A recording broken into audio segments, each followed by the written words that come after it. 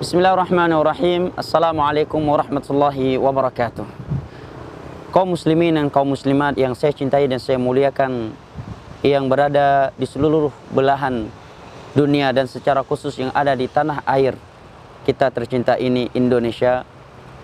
Saya ingin mengajak diri saya pribadi yang pertama kali dan Anda semuanya terkait saudara-saudara kita yang sedang diuji musibah di Palu, Sulawesi, untuk merealisasikan hadis Nabi SAW yang berbunyi, wallahu fi auni al-'abdi ma kana al-'abdu fi auni akhi. Allah akan senantiasa membantu seorang hamba tatkala hamba tersebut mau menolong saudaranya. Wa man yassara mu'siran yassarahu Allah fid dunya wal akhirah.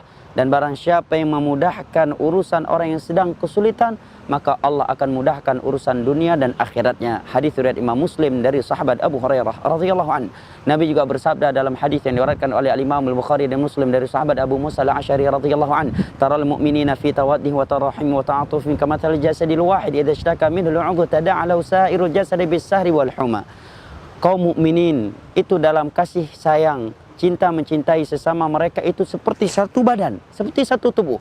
Yang apabila salah satu dari anggota tubuh itu sakit, seluruh anggota tubuh lainnya akan ikut demam, kaki yang terluka, mata ikut begadang, dan kepala ikut pusing.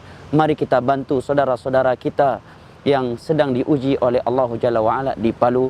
Dan kita semua telah mengetahui bagaimana keutamaan dan keberkahan di balik sedekah ini. Inilah kesempatannya. Jangan kita abaikan.